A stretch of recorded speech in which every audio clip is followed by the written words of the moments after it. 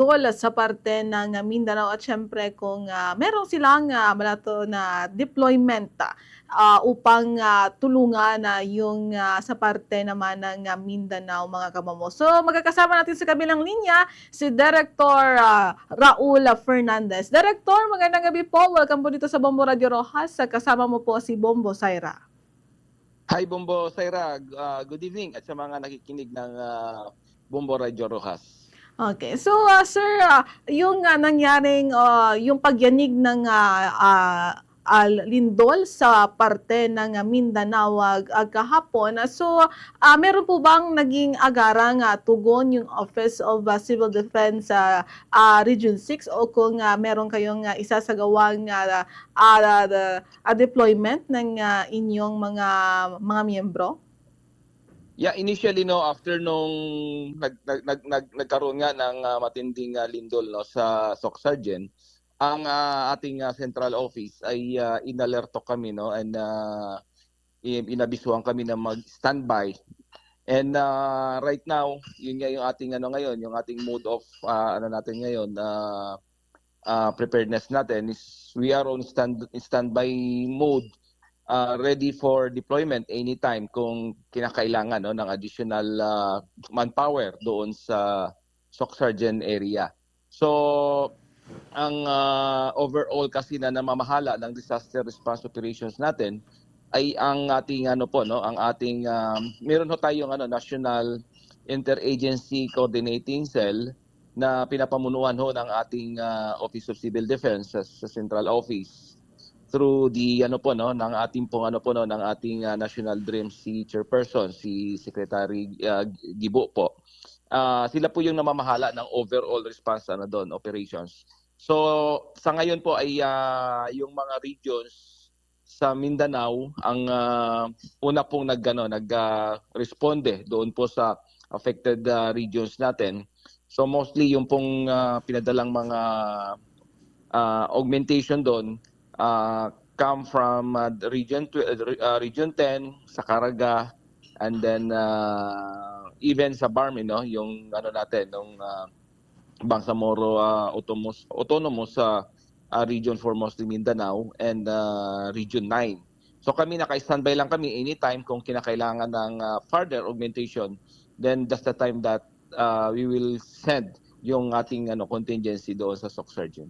Okay. So, dito naman po sa parte ng Region 6, masasabi ba natin na gaano po ba kahanda yung Office of Civil Defense Region 6 sakaling hindi naman natin hinihingi at tumama yung ganitong kalakas na lindol kagaya nung nangyari sa Socsargen region?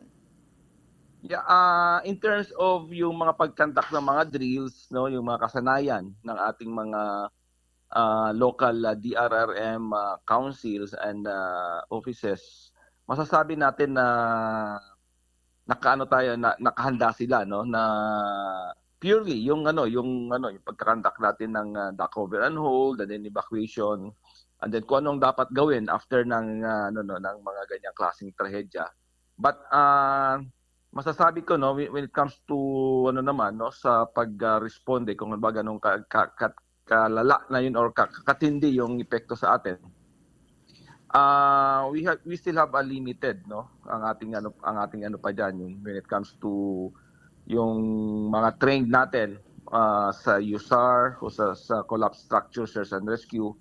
Medyo kulang pa tayo ng ng mga trained personnel. Although on the part of Iloilo province and Iloilo City and Antique, they assured us that they have enough personnel na posibleng na pwedeng agad-agara na pwede nilang ma-deploy para ng conduct ng magsagawa ng search and rescue operations. And meron naman tayong augmentation coming from the national government agencies katulad ng Bureau of Fire natin. Meron din silang mga USAR teams and then we have from Philippine Army and Philippine Navy yung mga uniform personnel natin na and then may mga rin tayo, may mga trained din tayong mga volunteer groups yung ating dito sa Iloilo from the part of Iloilo we have the ICAG and then Federation fire. And on the part sa ano naman, sa party naman ng Capiz, sa Aklan, I believe meron naman tayong sikag diyan, no? And although di pa talaga namin talaga na i-evaluate, no, yung na-assess yung ang capability ng ating mga volunteer groups diyan. But yung Bureau of Fire, yung mga special response sa force naman nila, meron naman sila bawat bawat province. Okay. But sa LGU, kailangan pa natin sila, no, Bombo Zaira, na i-train pa and then i-equip pa. Although sa katunayan kulang pa tayo na, no, mga trained personnel and equipment na pwede natin gamitin sa pag-conduct ng yung mga urban search and rescue operations. Okay. So, sir, sa ngayon meron po ba kayong monitoring sa mga lugar dito sa Region 6 na masabi natin malapit sa fault na posibleng maging delikado sakaling magkaroon ng lindol? Yes, meron tayo dito major fault lines, yung tinatawag natin yung West Panay Fault. Hindi ako nagkakamali mga siya, no? Mga nasa it runs from galing sa dito sa may no, Aklan, and then dadaan niya sa Antique hanggang dito sa may southern part of Iloilo. So ganyan kahaba yan. That's around 20 kilometer, I think, kung di ako nagkakamali, yung West Panay Fault natin. Yun yung generally no, yung posibleng natin, major generator natin. As sa offshore, meron naman tayong Negros Trench na posible ring pwede ring gumalaw na makapag-produce din ng magnitude 8, no, na earthquake or a tsunami, no, na posibleng ma-generate din kapag gumalaw itong mga trench na ito and then yung fault line dito sa mainland Panay Island natin. Okay. So, sir, sa part ng Surgeon, merong mga itinaas na mga tsunami alert pero kalaunan ay aminawi rin dito sa atin kasi napapalibutan din tayo ng tubig ng mga kadagatan. So, paano naman po o gaano naman kahanda yung Office of Civil Defense sakaling merong mga ipatupad na mga tsunami alert na resulta ng lindol? Ang ating base sa ating hazard assessment naman natin, ang posibleng tatamaan ng tsunami in case na gumalaw itong Negros Trench ay mostly itong nasa western natin, no, western Panay natin, no. Western Panay, no, which is yung yung Antique and then northern Iloilo. Yan ang posibleng patamaan ng tsunami. And last year nagkandak naman tayo ng tsunami drill diyan, no, yung last quarter natin, so fourth quarter natin drill natin. Nagsagawa na tayo ng drill diyan sa along the coast, no, ng Antique. Yun ang natin, na meron tayong contingency plan for that. Pinaalam natin doon sa mga communities living along the coastline kung saan posible silang tumakbo, no, in case na magkaroon nga ng lindol na posibleng magdulot ng tsunami. So pina-identify natin sa mga community yung mataas na lugar na kung saan pwede silang tumakbo. And na-train naman natin sila doon kung ano yung mga kailangan gawin in case na magkaroon nga ng paglindol. Okay. So, sir, sa ganitong klaseng kalamidad, alam naman natin yung lindol, hindi natin ma-verify kung kailan at saan tatama. So, ano po yung mga importanteng kagamitan o pasilidad yung Office of Civil Defense na mayroon na nakahanda para sakali dito sa pag-responde sa mga tatamaan ng lindol? Yeah, unang-una kung mangyari nga ito, kailangan meron tayong equipment, no, for collapse structure, no. Yung mga nag-collapse na mga structure, search and rescue, no, equipment. Yun ang kailangan natin, no, yung mga urban search and rescue, kailangan natin 'yan, and kaya nga we are encouraging yung mga LGUs natin to invest, no, on those equipment kasi kakailanganin talaga natin 'yan, And of course yung CBRN, yung sa mga hazmat natin, kakailanganin natin 'yan. And yung mga STARD na mga natin, yung evacuation centers. And meron naman tayong mga mga tents na pwedeng gamitin na temporary shelter, in case na yung mga buildings natin ay ma-declare sila na not structurally sound, para i-occupy. So meron tayong mga tents na pwedeng gamitin. And pagdating kasi sa mga ganyan, ang importante diyan is matibay yung pagkakagawa ng mga buildings natin. Kaya nga every now and then inaano namin, we keep on reminding yung mga LGUs natin na to strictly enforce, yung National Building Code natin. Kailangan talagang sa mga nagawa na to retrofit, na magkaroon ng retrofitting para tumibay siya, at least ma-withstand nila yung intensity 7 or 8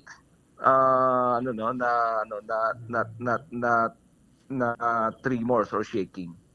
Okay. So, sir, yung nangyaring lindol kahapon ay napasabay pa sa pagbalik ng ating mga estudyante sa ilang mga eskwelahan sa public and private mula elementary to senior high school.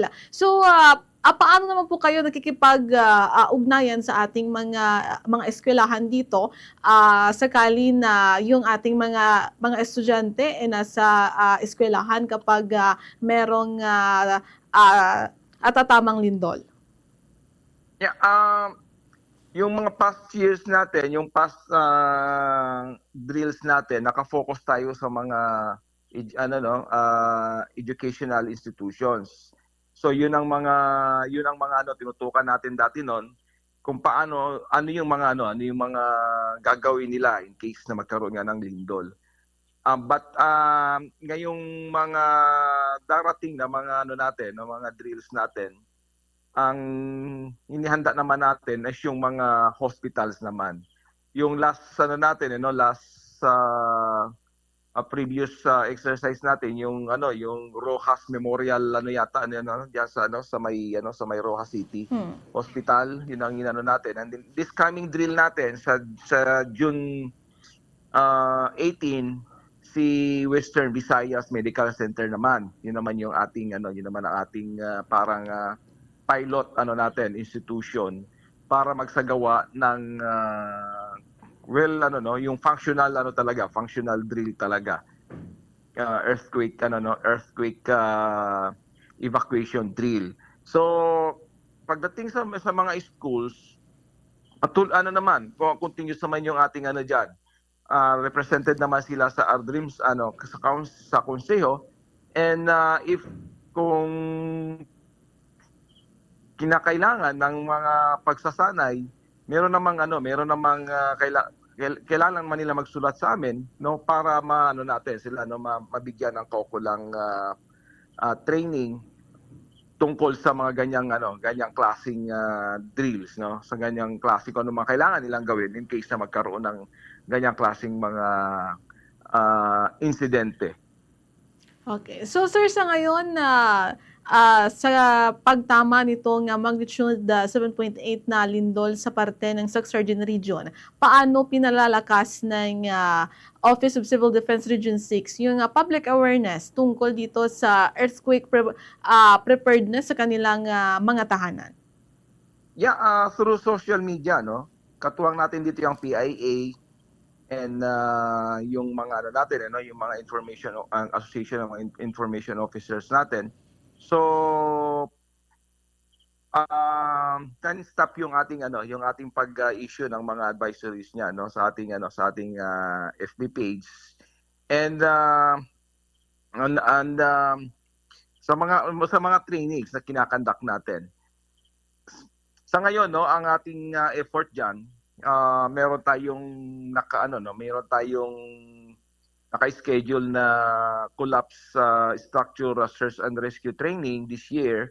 So hopefully makapag-train tayo ng mga more or less 40 no additional responders skilled no on conduct of ng natin ng search and rescue sa in a collapse structure environment. And part na rin ng ating capacity building yung pagsasagawa natin ng Rescue Olympics, no, and this will be done also in July, no. So and then tuloy-tuloy din yung ating information communicate no, dissemination with regard to different hazards na pwede nating maranasan dito sa rehiyon natin.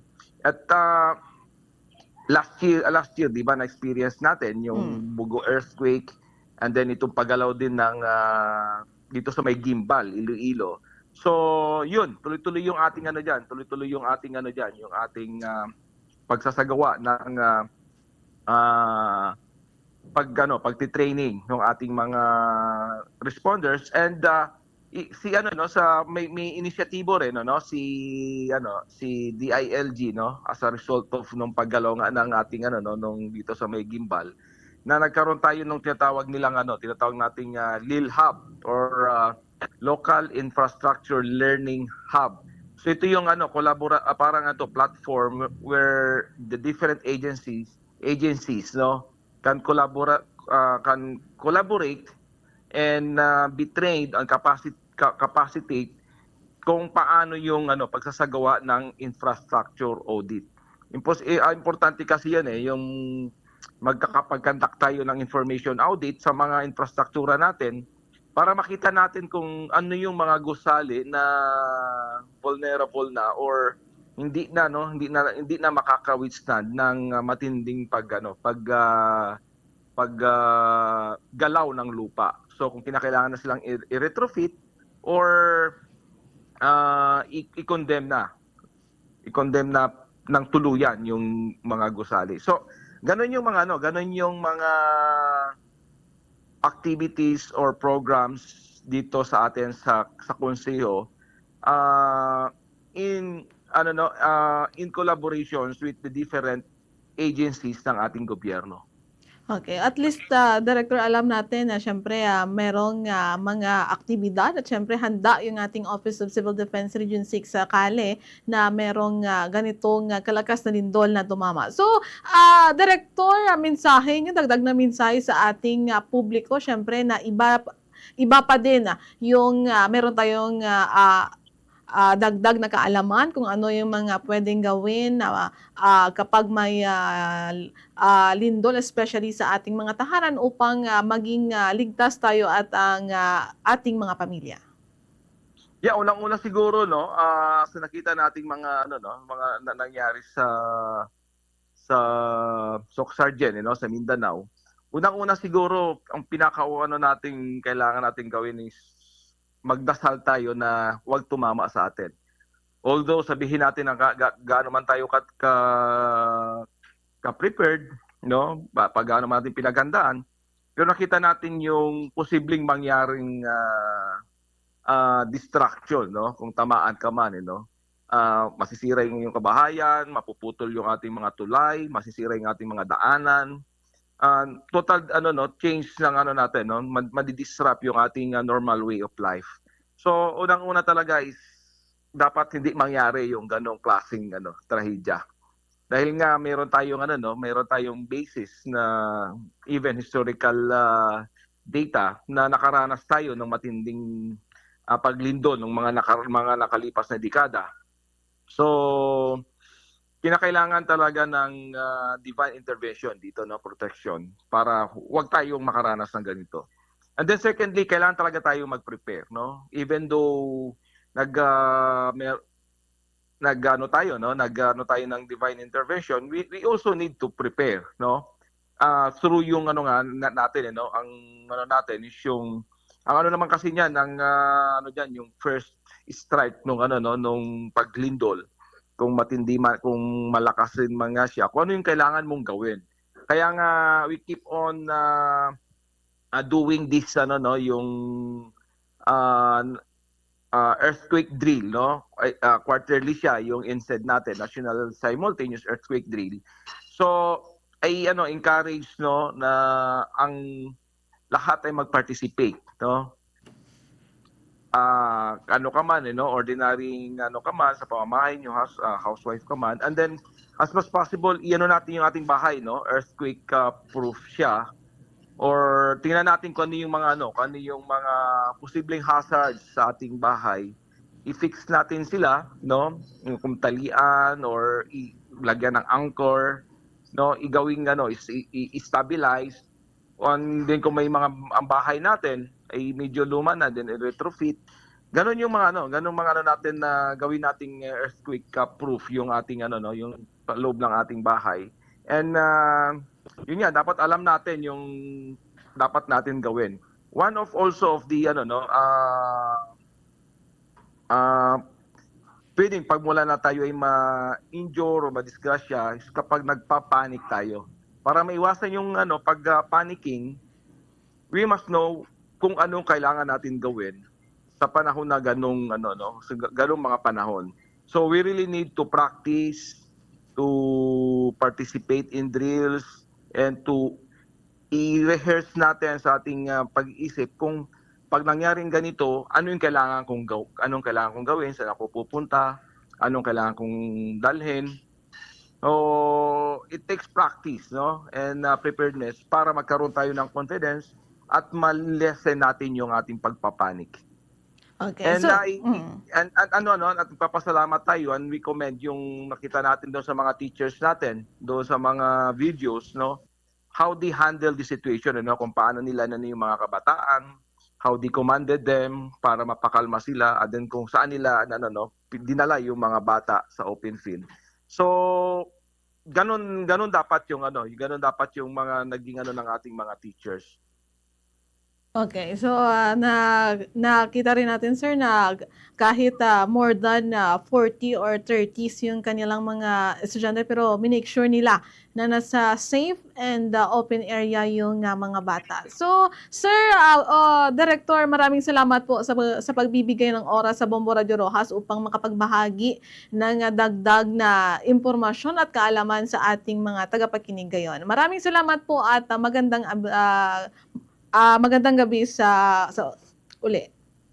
Dagang salamat na Bombo, sir, at magandang gabi po sa inyo lahat. Thank you. Dapat yan mga kamampo, si Director Raul Fernandez sang Office of Civil Defense sa Region 6. So makita natin mga kamampo nga handa man ang aton sini nga Office of Civil Defense. Sa tion mga kamampo, wala man naton ginapangayo pero ibagid ang preparado, although hindi man naton mapaktan kung sa ano nga lugar, sa ano nga tion o kung oras mag-igo ang ini nga linog mga kamampo. Importante nga kabalo kita kung ano ato nimuon, kag syempre labaw sa tanan magpangamuyo gid, kag syempre hindi magpanik. Agod nga hindi bala kita maglasa kung sa diin kita magkadto, ano ang aton nga pagahimuon, agod bala nga klaro ang aton sini nga paino-ino, wala sa nga balaton bala dalasang panik naton, wala kita kabalo kung ano nang aton nga masunod nga pagahimuon. So importante nga mag-participate man sa ginapatigayon bala nga mga earthquake drill sa aton sini nga komunidad, sa eskwelahan, sa aton sini nga tagsa ka mga obrahan mga kamabo, agod nga syempre masiguro man naton nga handa kita kung sa tion nga may linog, anong dapat naton nga himuon sa aton sini nga kaugalingon, syempre sa mga kaupod naton nga mangin luwas kita kag safe sa pag-abot bala kung hindi nato mapaktan sa sining magluntad nga linog.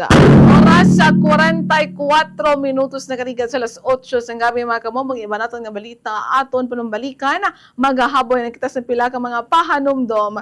Kindly stand by. Observation tip, hindi magsigi-sige bukas ang refrigerator. Ang refrigerator isa sa mga appliances nga masami nga nagaandar. Gana importante nga hindi man masami pagbuksan ng iyang apertahan. Kada bukas nagasulod ang init nga hangin nga nagapabudlay sa ref nga liwat pabugnawon ang sulod sini. Bangod sini mas nagataas ang konsumo sang kuryente. Kung may kuhaon, huna-huna aanay para isa lang kabukas nagdasig ni isarado. Ini nga pahanumdo manghalin sa Bombo Radio Philippines, the number one and most trusted source of news and information. Basta Radio, Bombo! Energy conservation tip. Pati ang rice cooker kung luto na.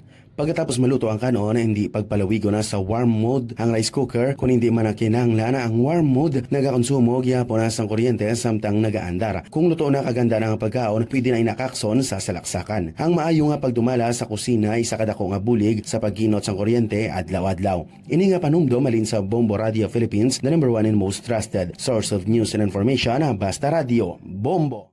Ang kasubo kag depresyon ang hindi pareho nga balatyagon. Ang depresyon ang hindi gulpiyada lang nga nagakatabo sa isa ka tawo. Masami man nga ginakabig sa mga tawo nga depressed ini bangod sa kasubo nga nagakabatyagana. Ang kasubo, temporaryo lang nga nagakabatyagan sang tawo kag masami